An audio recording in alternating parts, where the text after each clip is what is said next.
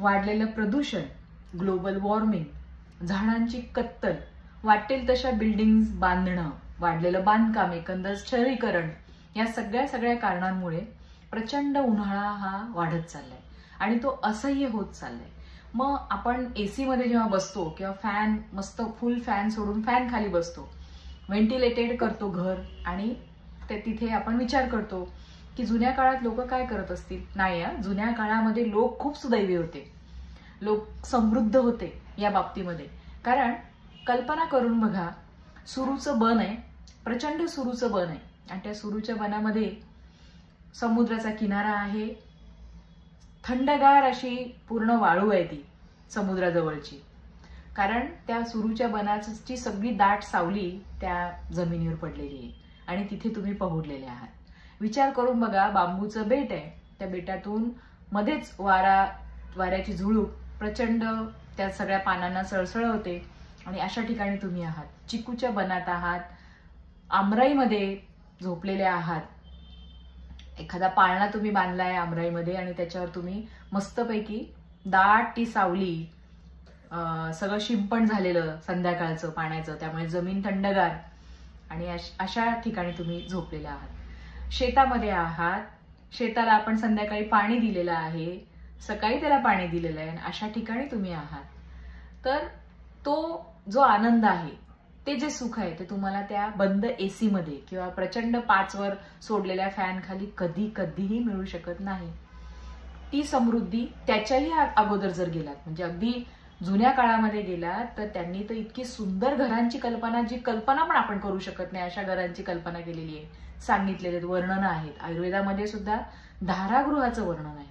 म्हणजे ज्या घराला बांबूची सगळी भिंत आहे आणि त्याच्यावर वाळ्याचे ताटे बांधलेले आहेत, त्या ताट्यांवरून अखंड पाणी पडतंय, मोठ्या मोठ्या ताडाचे आणि माडाचे पंखे बनवलेले आहेत. पूर्ण घरामध्ये छतावर एक पंखा असतो आडवा, आणि तो पूर्ण घराला व्हेंटिलेटेड करत असतो. वारा प्रचंड, तो हाताने फिरवण्याचा पंखा असतो, पण त्याचा वारा, प्रचंड असा वारा येतोय.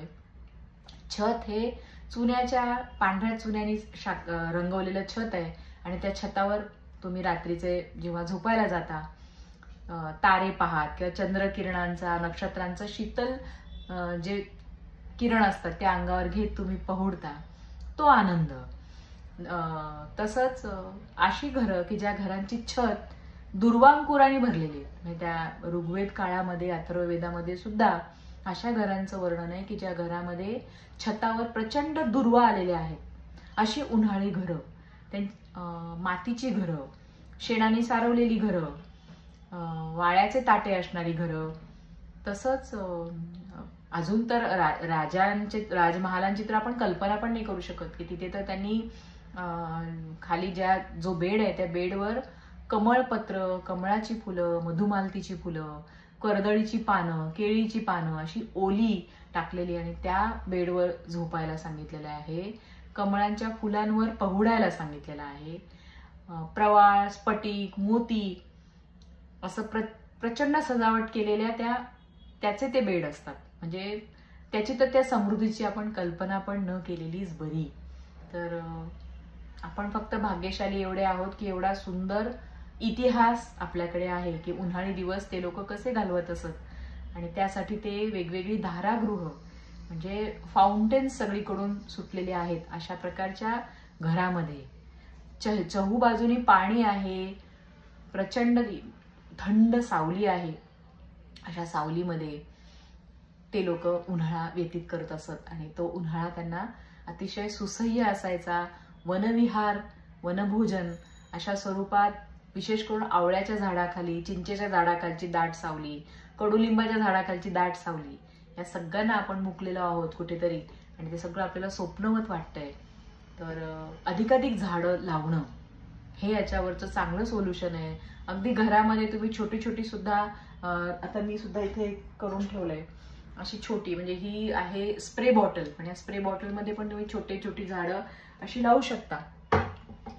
आपल्या बाल्कनीमध्ये वेली लावू शकता, झाडं लावू शकता. आपल्या घरामध्ये सुद्धा जे कोपरे आहेत ते सगळे कोपरे, स्टडी, जिथे तुम्हाला झाडं लावता येईल तिथे तुम्ही झाडं लावली पाहिजेत आणि आपल्याला अधिकाधिक थंडावा झाडांमुळे मिळतो. झाडांकडच्या हिरव्या रंगाकडे बघून सुद्धा आपलं मन प्रसन्न होतं. तर असं याचं सोल्युशन अशा प्रकारे आपण नक्की काढू शकतो.